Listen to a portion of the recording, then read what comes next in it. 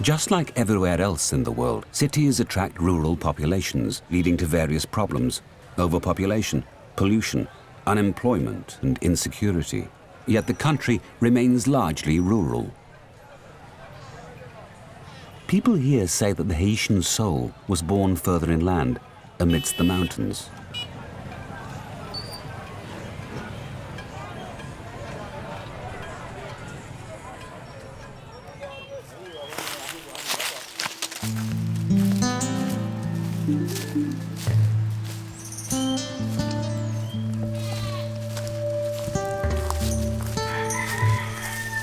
The countryside in the mountains and the people living there are the country outside. On the steep slopes, the roads turn into paths, the paths into trails, and so accessing the various patches of arable land spread all over the hillside can only be done on foot. These small family-run operations are completely integrated into the surrounding nature, but look more like kitchen gardens than fields, and they provide barely enough to feed the community.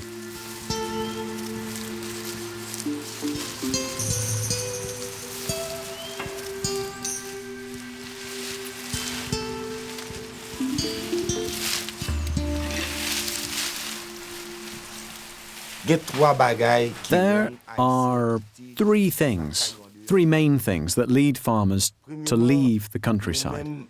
First, there's deforestation. We cut trees to make coal.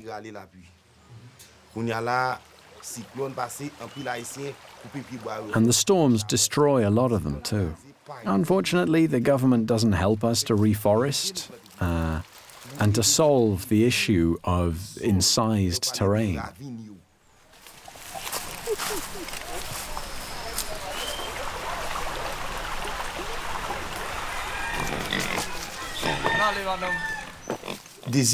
Second, if a farmer is sick or bitten by a snake, he has to find a way to get to the city because he can't be healed in the countryside.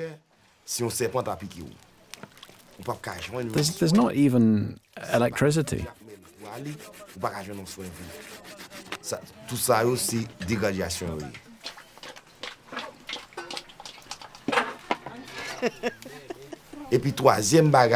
Lastly, we lack irrigation solutions, machines to work the ground, and we have nothing to store grain. And that's why the farmers leave the land and grow the city population, creating more delinquency and more unemployment.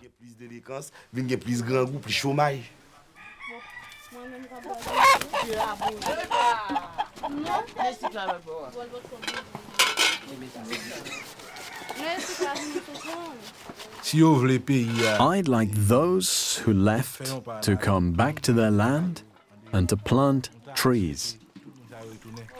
The country can't move forward if we give up the countryside in favor of the city.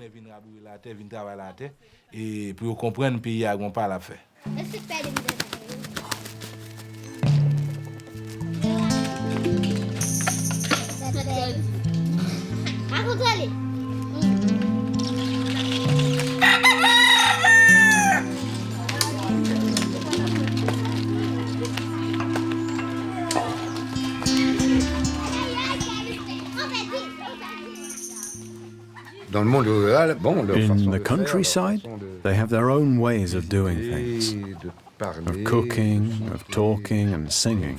They have a unique way of building groups of houses, something we call lakou, a courtyard. It's a small community within a larger community.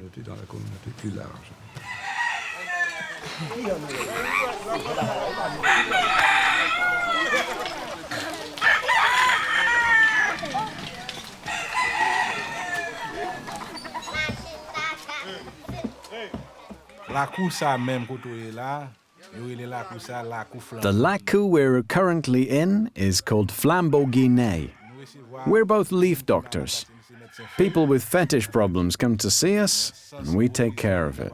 Populations usually welcome us because we're healers in the true sense of the word.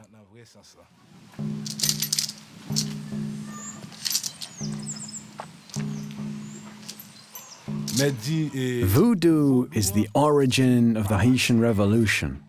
Without voodoo, there's no revolution. We are voodoo. The rebellion started during a ceremony held by Boukman. He chopped off the head of a black pig and gave its blood to the Haitians to drink. That is how we developed our Haitian identity, our identity as black people.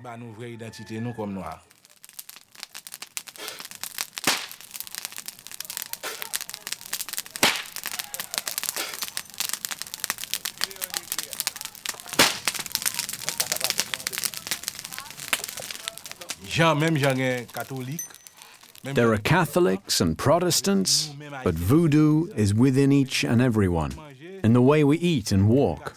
Our whole being says that we follow voodoo. It's innate for us, Haitians.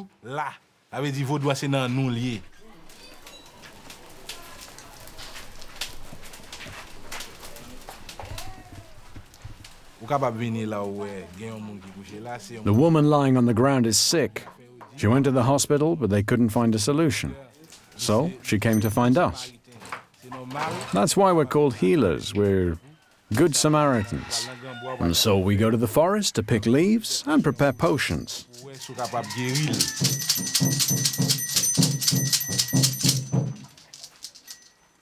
She hasn't found solutions in over 2 years now. So we started to give her our own treatments and potions. And now, she's getting better.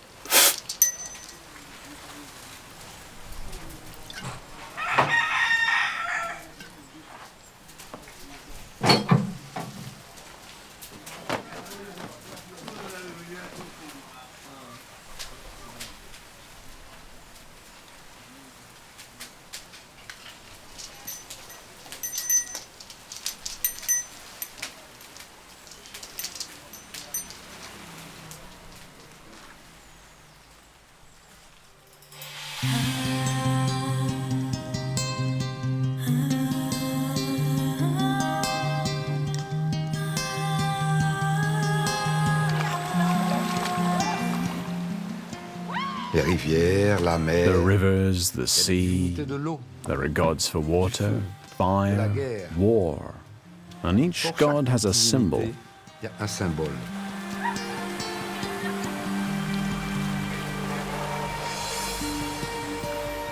Voodoo is different in every location of the island. It depends on the ethnic population that either came first or had the most members. Et c'est de là qu'elle est née.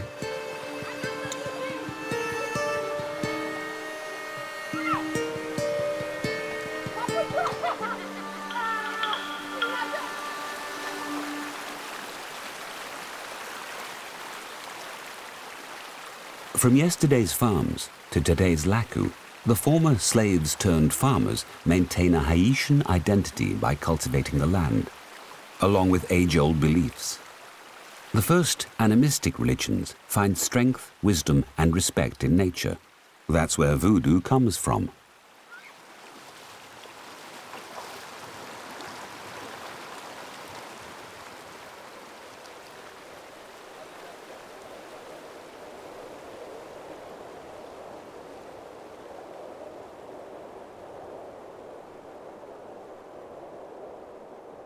The philosophy of indigenous people tells us that the earth does not belong to men, but rather men belong to the earth. What's alive doesn't belong to anyone, and it's not a game.